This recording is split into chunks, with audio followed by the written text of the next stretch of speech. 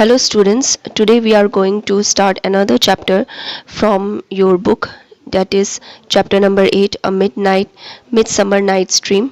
This is a very interesting story. You will like it, and it has two parts. This is part 1 and part 2 you will get in chapter number 9. So let's start. So this story is something like about fairy, princess, like that. So I think you will like it. Girls will like it more. Okay, whatever. Let's start the story. There was once a law in the city of Athens which gave its citizens the power to compel their daughters to marry a man of their choice. So there is a law in the city of Athens. Okay, it is the name of the city. And in this city there is a law which give a right to all the citizens that they have the power to choose a man for their daughter. Okay, choose a man for their daughter means a father, obviously a father can choose a correct person for their daughter, right? Yeah. So now the law is that if a daughter refused to marry the man her father had chosen, this law give the father the right to have her put to death. And the law is that if the daughter did not want to marry the man his father had chosen for her, so the father has the right to put her to death. So this is the law. Okay, as father do not desire the death of their own daughter, however headstrong they may be, this law was rarely, if even, put into execution. So no father wants to put their daughters to death. So some rare cases comes like that. So in rare cases this kind of things happens. Okay. On one instance, however, an old man named Eugeus applied to Theseus, the Duke of Athens, that this cruel law might be brought against his daughter. So there's a one instance happen. Okay, there's a you can say, so incidents happen that an old man, his name is Eugeus, he applied to Theseus. Okay, he had applied to Theseus, the Duke of Athens. Duke means king. Okay, so he applied to Theseus that this cruel law should come to his daughter. Okay, why he want this law to be brought against his daughter? His complaint was that his daughter Hermia had refused to marry Demetrius. So Eugeus, okay, the old man Eugeus, he had his daughter name is Hermia, and she refused to marry Demetrius, whom his father had chosen for her. Okay, so Demetrius, he was a young man of noble Athenian family, and because she loved another young Athenian named Lysander. So why Hermia she did not want to marry the man who was chosen by her father? Because she loved another person.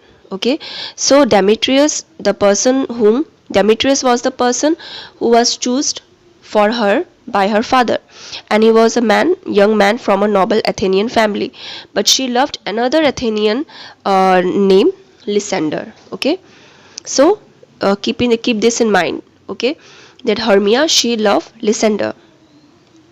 So Hermia pleaded in excuse that Demetrius had formerly professed love for her dear friend Helena, and that Helena loved Demetrius devotedly, but this explanation did not move her stern father. So Hermia she tried to convince, okay, she tried to plead it that Demetrius had formerly professed love for her dear friends. He said, she means Hermia, she tried to convince her father that why she did not want to marry Demetrius. She said that Demetrius he also confessed his love for his dear friend Helena. Okay, so Helena she was the friend of Hermia. So and Helena loved Demetrius devotedly, and Helena she also loved Demetrius a lot. Okay, but this explanation also did not move her stern father. Stern father means ziddi. Okay, stubborn father. Okay, so whatever the reason it may be, her father want her to marry Demetrius. Though a merciful prince, Theseus had no power to alter the law of his country. So Theseus he was a very merciful prince. Okay, but even if he is merciful, then also he cannot alter the law which is already there in the country. Okay, He gave Hermia 4 days to reconsider her decision. So according to the law, he gave Hermia 4 days to reconsider, to rethink about her decision whether she will marry Demetrius or not. And at the end of the time, if she still refused to marry Demetrius, she was to be put to death. So after the end of the time, if still she will refuse to marry Demetrius, then she will put to death. So this is all about the rule. On leaving the duke's palace, Hermia went to her lover Lysander and told him that she must either give him up and marry Demetrius or lose her life in 4 days.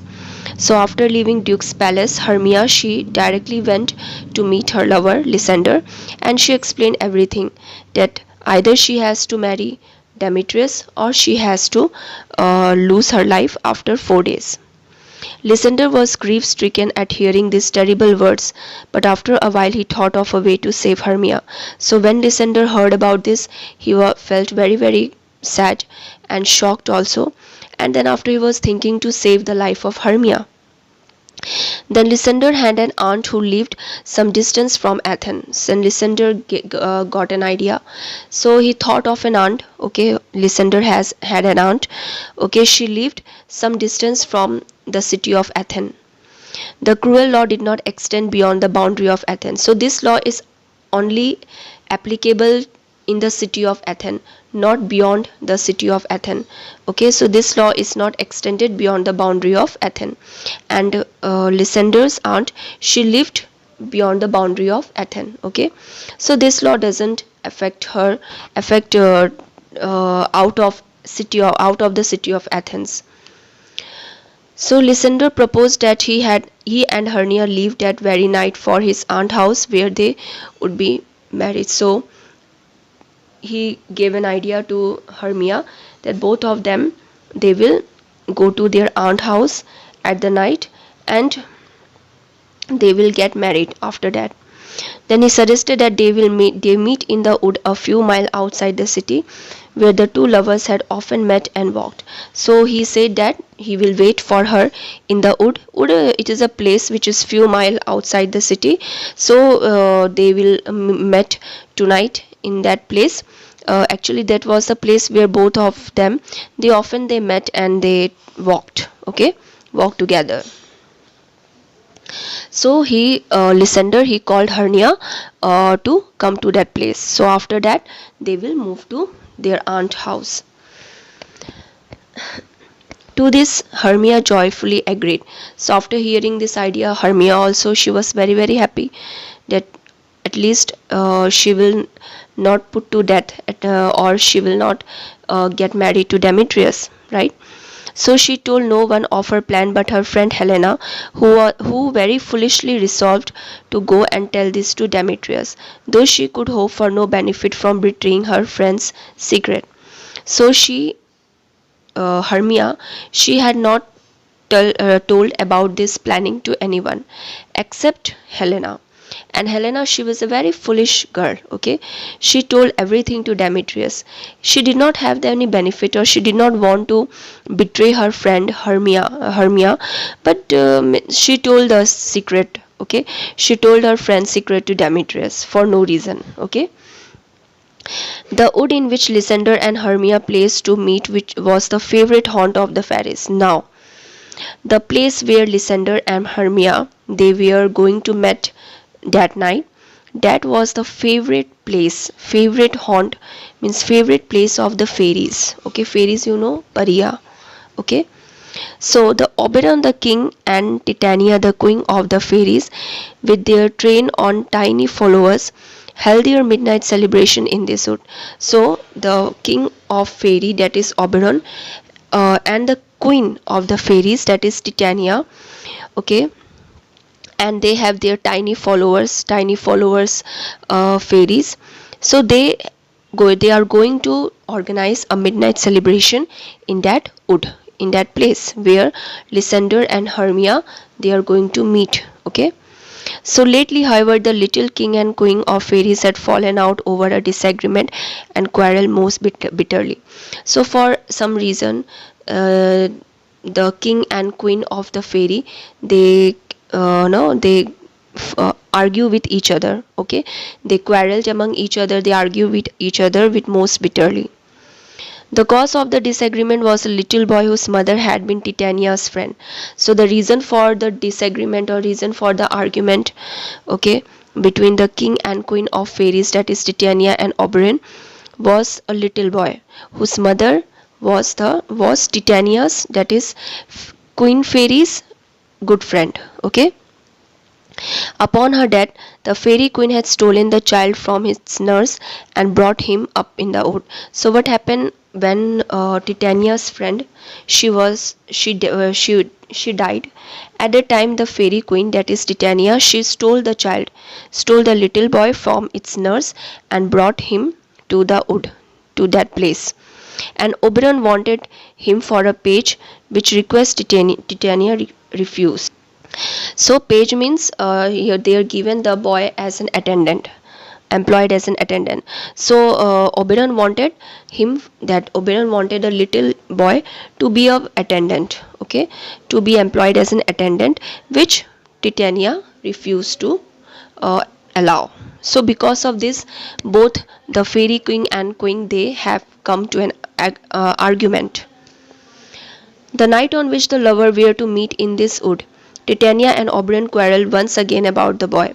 So on that night also, when Titania, when Lysander and Hermia, they are going, that lovers, they were going to meet in the wood. So on that day also they quarreled again for that boy.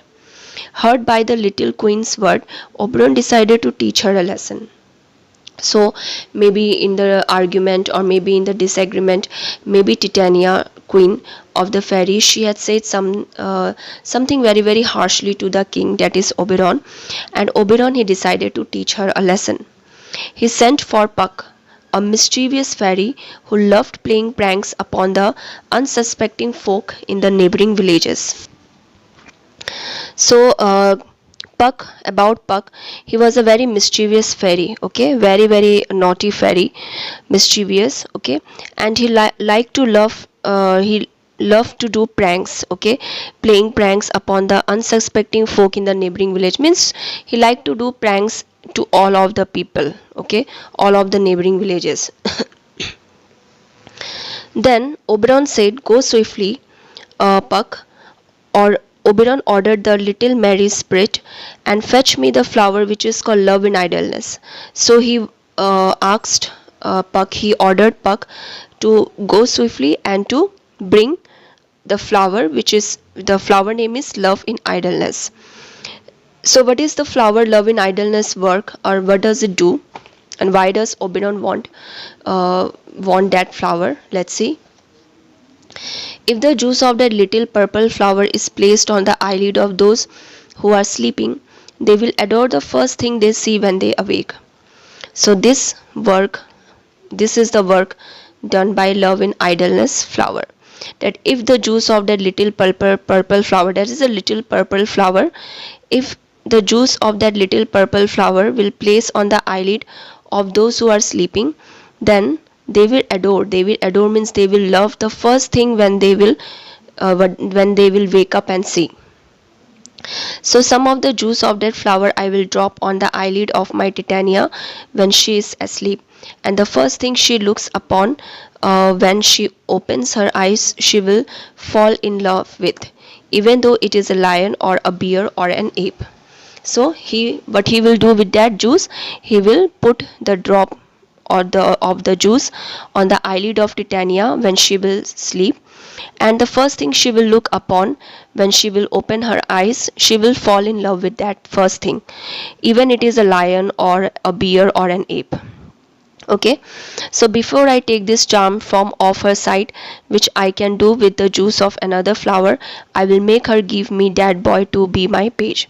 So he want that before this charm, that is before this what you can say, the magic of the flower goes automatically, or magic of the flower will be removed by another flower.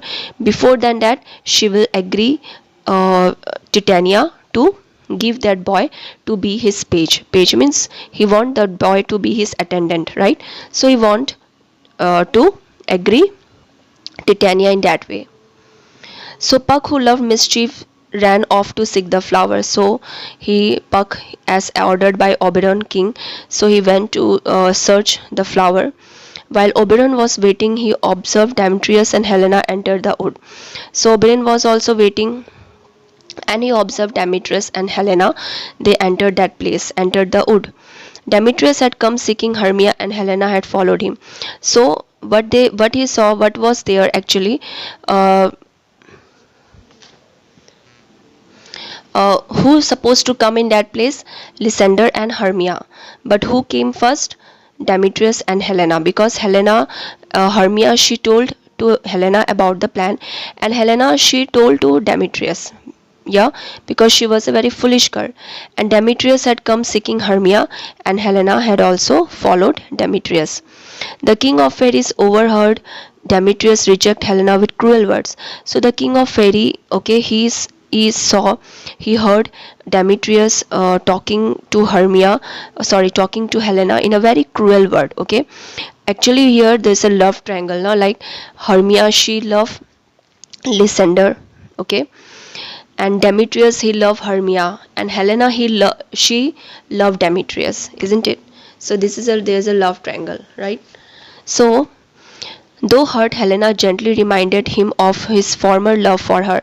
So maybe with the cruel word, after listening the cruel word from Demetrius, Helena, she was little bit hurt, but again she reminded him of the past love, okay, about their past love. Actually they were also lover, but because of some problems they are now no more in their relationship.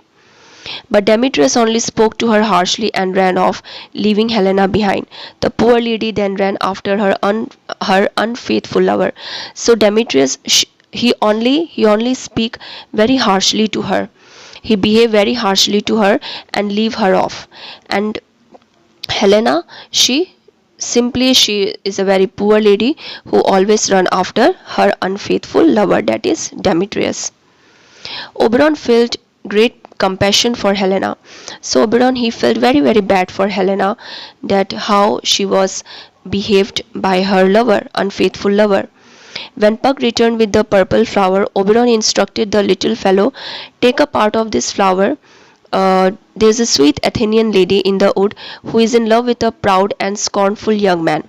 If you find him sleeping, drop some of the love juice in his eyes, but do it when she is near him, so that the first thing he sees when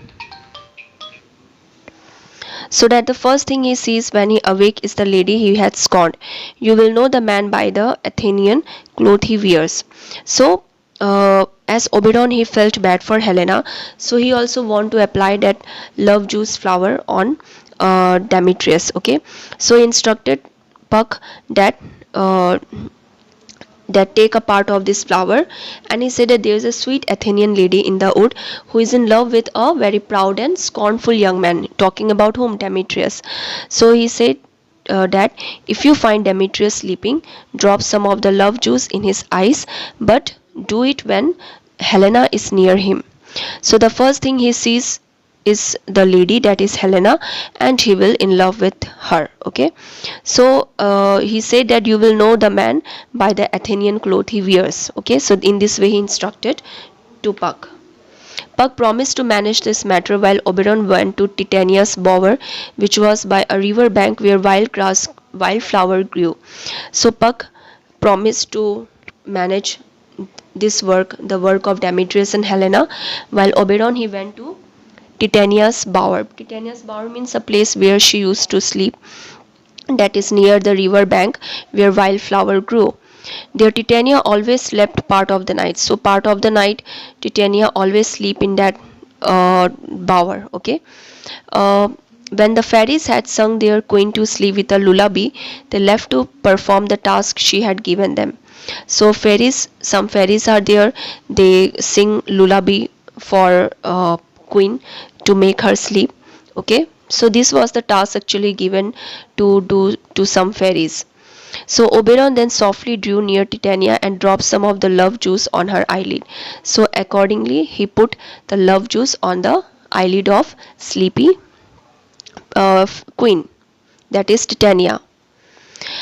Let us now return to Hermia. So now after this happened, so now see what about Hermia.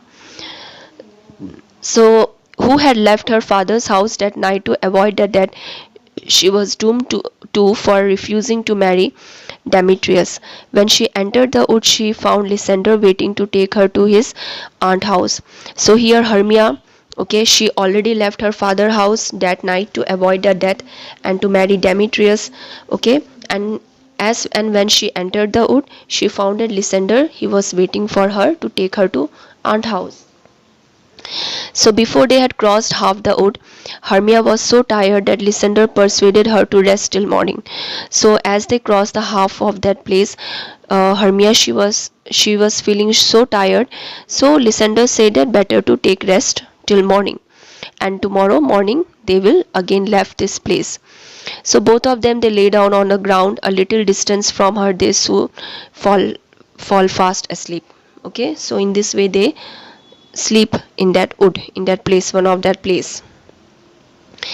So here they were found by Puck. So now Puck has found them, Lysander and Hermia, who saw a handsome young man asleep, wearing clothes in the Athenian fashion, and a pretty lady sleeping near him. So Puck had found a young man, okay, Athenian, wearing Athenian cloth, okay, and a pretty beautiful lady sleeping near him.